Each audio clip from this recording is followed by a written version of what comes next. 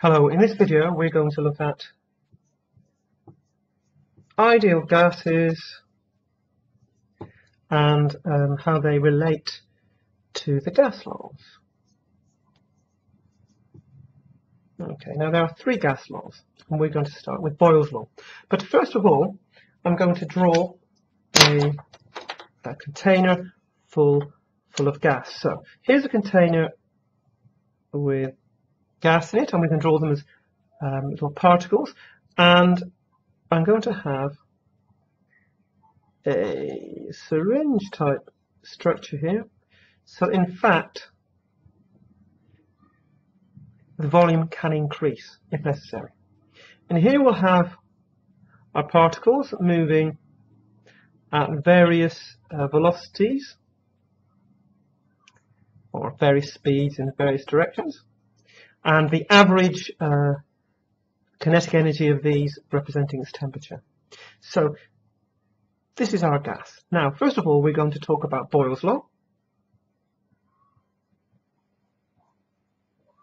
And in Boyle's law, we're going to fix the mass of gas.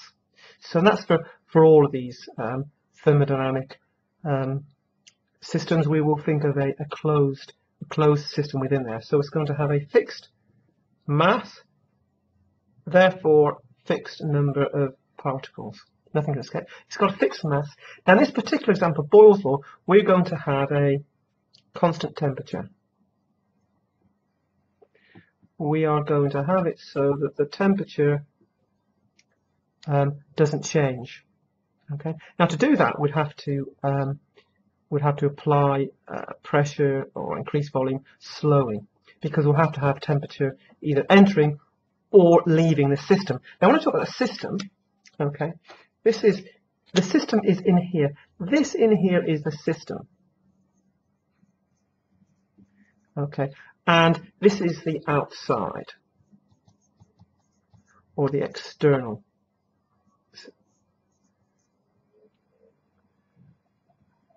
Okay, right, so outside or external. Let me write that again.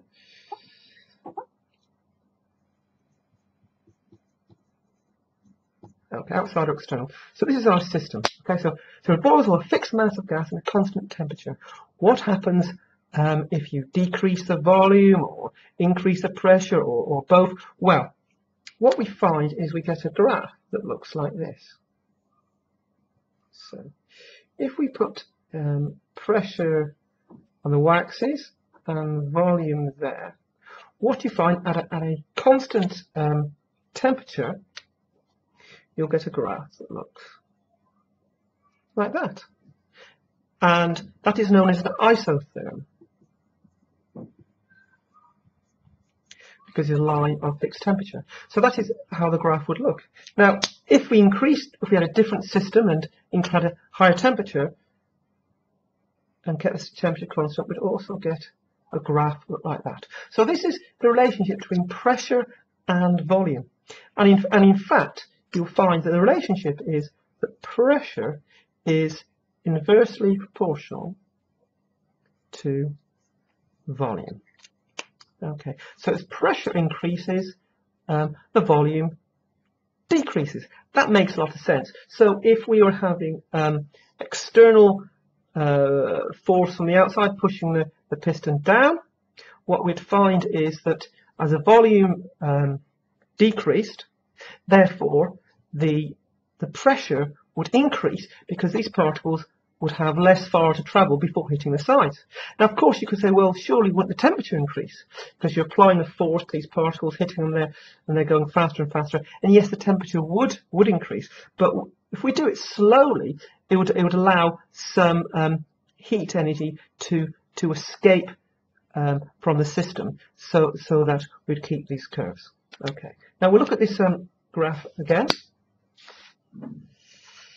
So that is okay. Now that is Boyle's law. So for Boyle's law, I'll draw it here. Just pressure against volume.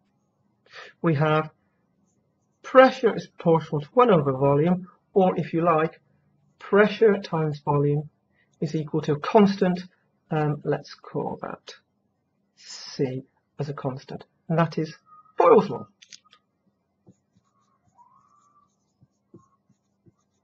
Okay. Now we'll look at Charles' law. Okay. Charles' law, we're going to have a Charles' law. We're going to have a fixed pressure. So we're going to have a graph of volume against temperature.